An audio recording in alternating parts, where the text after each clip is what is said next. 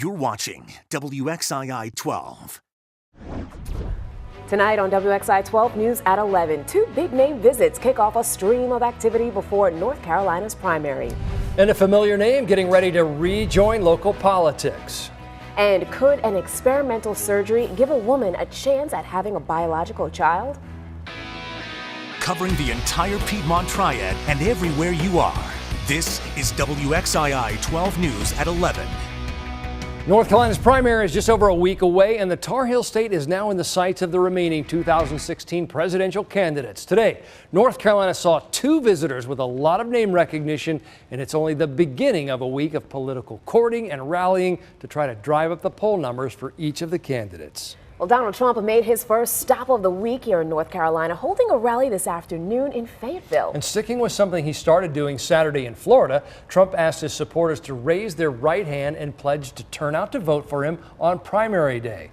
He also criticized lobbyist support for his opponents.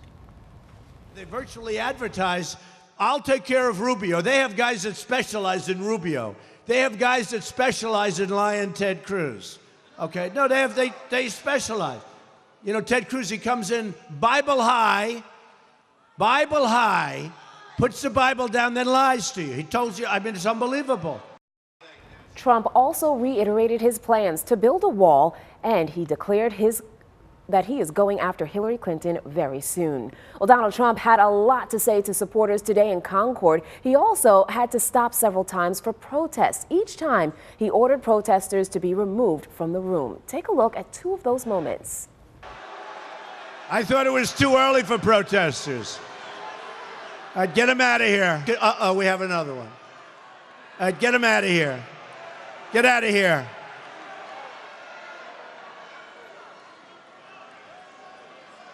Looks like a nice little guy, actually. Go home to mommy. Go home.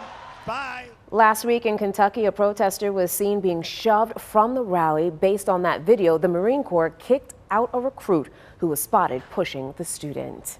Today was not Donald Trump's only stop in North Carolina. Oh no, he returns to the Tar Heel State on Wednesday for an event in Fayetteville. Trump will hold a rally at the Crown Carolina Theater at 7 p.m. WXII 12 will be there once again to bring you full coverage of the event. In Greensboro, an event for one Democratic candidate was a bit more subdued. In fact, the only people escorted from former President Bill Clinton's speech in Greensboro today were the ones affected by the temperature of a warm room. Clinton made the Elon Law School one of three stops in North Carolina today aimed at boosting support for his wife, Hillary Clinton. He took time to counter Bernie Sanders' criticism about his wife's Wall Street and political connections. I think when people lay down their public careers to do something noble and decent, they deserve better than to be called part of the establishment. Bill Clinton also made stops today in Raleigh and Charlotte. Today's visit set off a chain of political events this week as we get ready for the primary. Tomorrow, Texas Senator Ted Cruz will be in Raleigh at noon for a rally at Calvary Baptist Church and School. Then he heads to Kannapolis. As we said before, Wednesday brings Donald Trump to Fayetteville. And Thursday, we know that Hillary Clinton is scheduled for a stop in the Tar Heel State. However, her campaign has not said exactly where that will be just yet. North Carolina voters head to the primary polls on March 15th. And right now, the Democratic candidates are back on the campaign trail after a heated debate last night in Flint, Michigan. 4 states are set to pick their presidential nominees tomorrow night, with Michigan a big prize for both parties. Last night, Hillary Clinton accused Bernie Sanders of being against the auto bailout, which was a big boost to Detroit's economy. And today, Sanders defended himself. The problem with her assertion is that it is categorically untrue. Have to balance the budget. And tonight, former New York City Mayor Michael Bloomberg said he would not seek a third-party nomination. He said, quote, "My candidacy could lead to the election of Donald Trump or Senator Ted Cruz. That is not a risk I can take in good conscience." The next big voting day after tomorrow is March 15th. In addition to North Carolina, Florida voters will also be heading to the polls. Already, that state has cast more than 571,000 Republican ballots in early voting. Only party members can vote in the Florida primary. Now, Florida could be Marco Rubio's last chance to keep his campaign afloat. Opponent John Kasich faces a similar challenge with his home state of Ohio. Both are winner-take-all delegate states.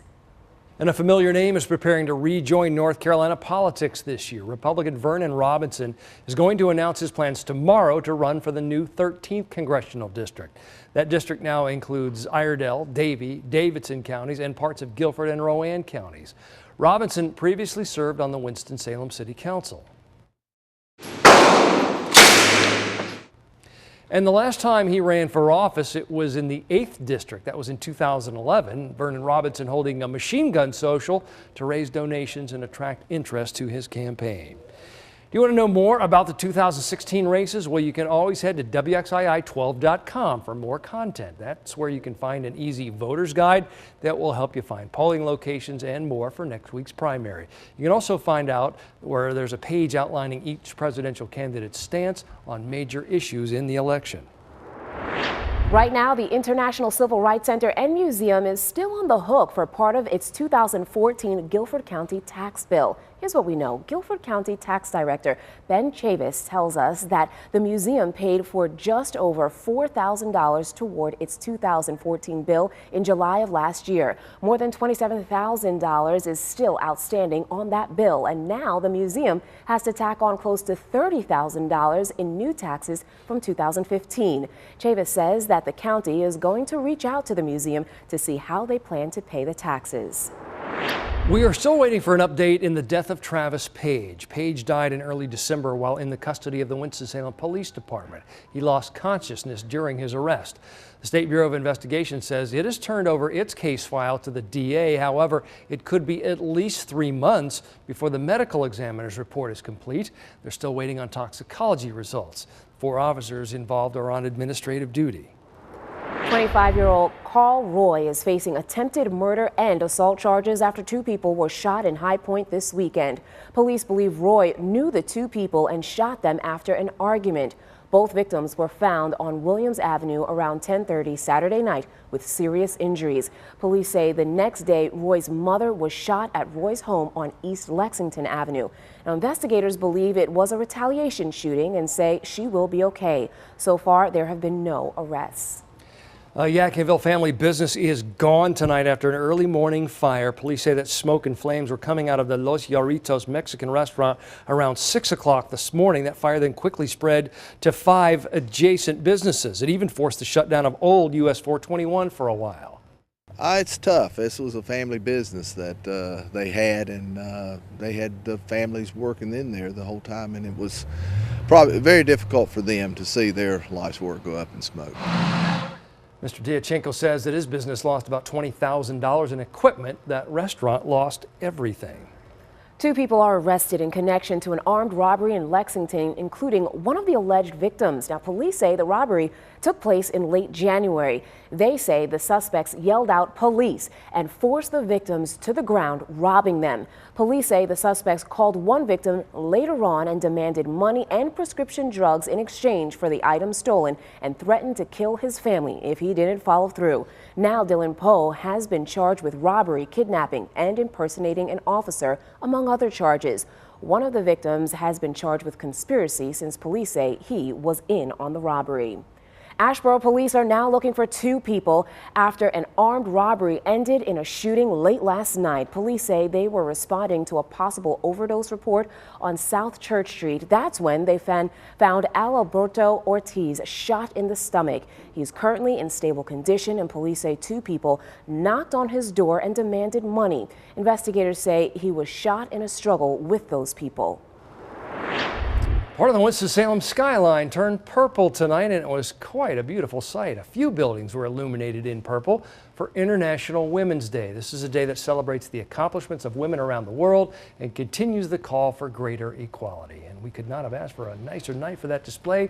Sky's clear out there tonight. Chief Meteorologist Laney Pope here to tell us we got some nice weather coming up the next couple days. Yeah, it's definitely nice out there. We had 60s out there this afternoon. We've even got some 70s in the forecast as we go forward. And how many days of temperatures like that you can expect coming up. Thank you, Lainey. For some, the ACC tournament is just a test ahead of the big dance, but for other teams, it is their last stop of the season. Yeah, last chance, and as Brian Formica is about to tell us, for some players, it is worth even more than that. Brian's live in Washington, D.C., just hours before tip-off for the ACC basketball tournament. Brian? One of the reasons we love these tournaments is because it's the finality of it all. You win and you get to stay around and fight another day. You lose, you go home, and basically your season is over. And for two of Wake Forest seniors, they're facing the end of a road in a Demon Deacon uniform. Both are set to graduate with Cody Miller-McIntyre and Devin Thomas and then move on with their lives. So each day from here on out, every time they lace up their shoes, put on that jersey, hear their name called over the loudspeaker, they know it might be the last time. If you're in that situation, you fight, you claw to keep your team and your season around for just one more day. I believe that has to be our mindset going into the game tomorrow, that each possession matters from tip-off until the last possession, because if we don't have that mindset, then the season is over with. I just think it's one of those things where you fully don't understand it until you're in one of those positions. Their head coach, Danny Manning, added to that sentiment. He says, seniors in this position, you have two choices. You can fear the end, or you can fight against it and keep playing. We'll see which one they choose to do tomorrow when they take on NC State at noon. We're going to hear from those players and coaches coming up in sports. But until then, I'm Brian Formica in Washington, D.C. for the ACC tournament. We're going to throw things back to you. They have provided me with a gift that I will never be able to repay, and I am beyond thankful for them. Coming up, we'll tell you how an experimental surgery could help bring new life into the world. And wiping away tears, the civil case comes to an end for Erin Andrews. We'll recap the case and tell you which way the jury fell. We're off to a great start out there today. We had temperatures in the 60s with some sunshine. It's going to really warm up. I'll let you know how close we'll come to setting records and when the rain returns. Coming up.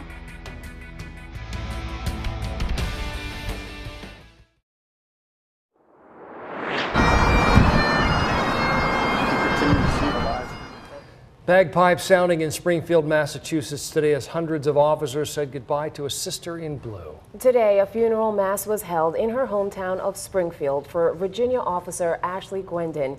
She was killed on her first day on patrol while responding to a domestic violence report in Prince William County in Virginia. A jury has awarded sportscaster Erin Andrews tens of millions of dollars in a lawsuit over a nude video posted online. Andrews sued several people after a stalker filmed her in a hotel room in 2009 without her knowledge and then posted it online. The report said hotel staff told the stalker Andrews was staying there and let him get a room next to her. She's been awarded $55 million.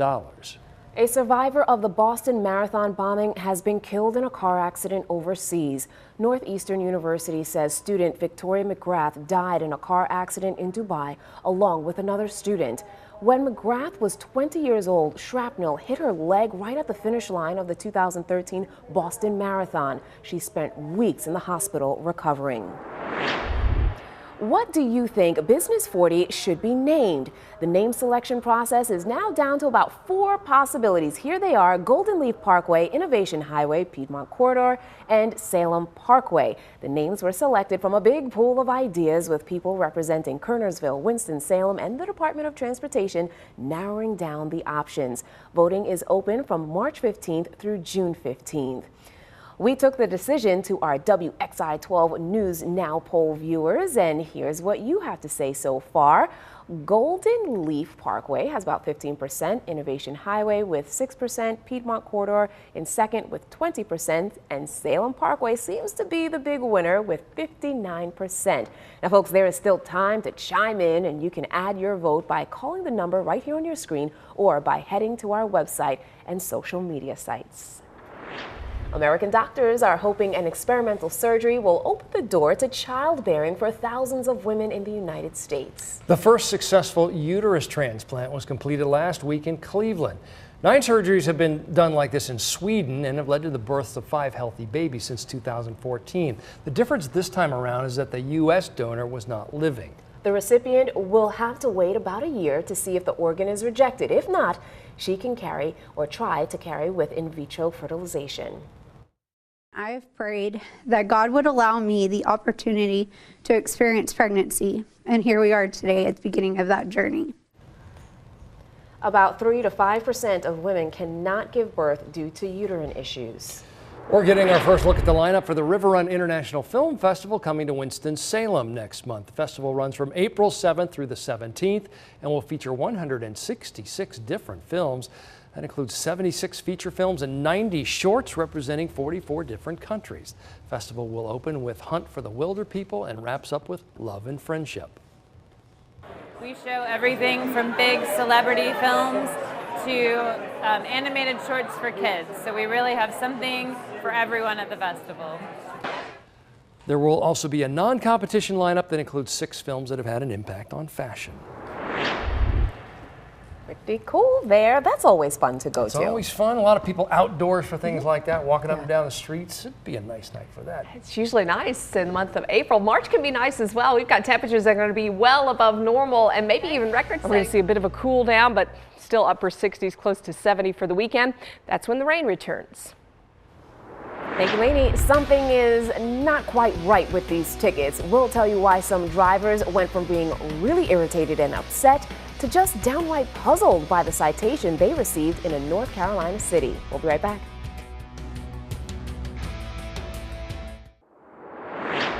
Welcome back. Several drivers in Asheville were upset to find parking tickets underneath their windshield wipers. The tickets appeared on cars on Friday, and they told people that they faced a $100 fine for parking illegally. But when people scanned a code on the ticket into their phones, they got this message.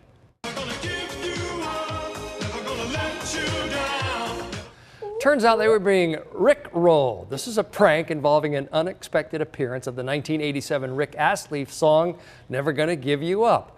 The city normally only charges $10 for parking tickets, by the way. The person who left the tickets could be charged with littering if caught, but I thought it was kind of funny. Me too.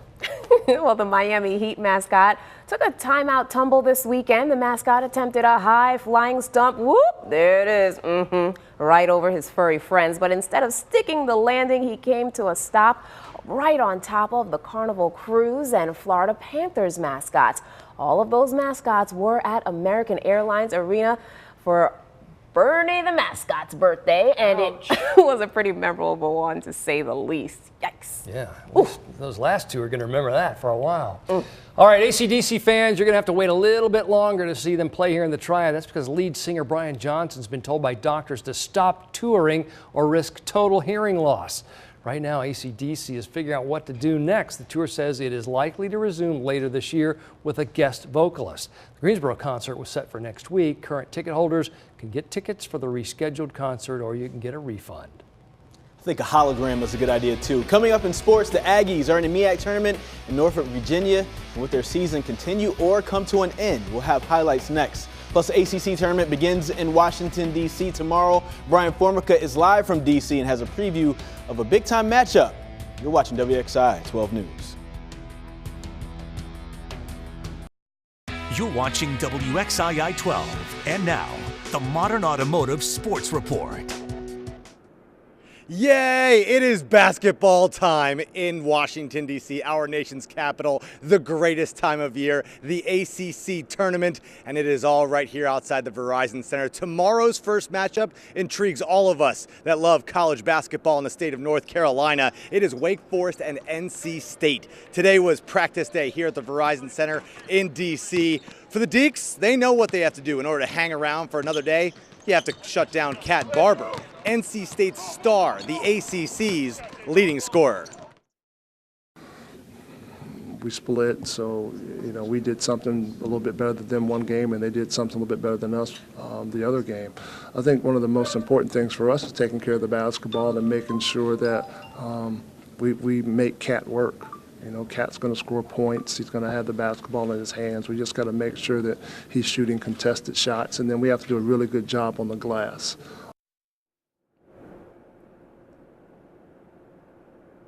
And State has heard their instructions from their head coach loud and clear. They were pretty loose at practice today, but this Wolfpack team knows if you want to beat Wake Forest again, there's a few things you must do. But then we got to figure out how to guard Cody Miller-McIntyre. That guy's played like a first-team All-American against us every time we play him. So, both of us have some things, obviously, we got to worry about for the game. Thomas has been a handful for us. So we'll see. Should be a fun game. Two teams that both know each other pretty well. Tip-off is at high noon here in Washington, D.C. at the Verizon Center, the very first game of the ACC tournament. And to add a little fuel to the fire, winner gets to play Duke in the next round. Fun stuff. We're going to have your full highlights, analysis, and reaction all week long from here in Washington, D.C. But for now, there's plenty more going on in the sports world. We're going to throw things to Chris Lee in the studio. Thanks, Brian. Here's what the first day of that tournament looks like. Wake Forest will play NC State, as we talked about in that first game, but that's followed by Florida State and Boston College. On Wednesday, Duke will play the winner of Wake and NC State, and that'll be at 2 o'clock. Later on, the winner of Boston College and Florida State will face Virginia Tech in the 9 o'clock game. MEAC tournament, A&T and Coppin State. Bruce Beckford in the corner for 3. He finished with 20 points. Ended the second half. Eagles, Christian Kessie with the Steph Curry range. Look at that. And that sends the game into overtime. In overtime, Denzel Keys with the monster dunk right here. And then we head into double overtime. Ahmad Abdullah with the only made bucket in the double overtime period. Coppin State just made more free throws. They win 98-91, and the Aggie season is over. All right, thank you, Chris. That's all for WXII 12 News at 11. I'm Cameron Kent. And I'm Talitha Vickers. Make it a great night.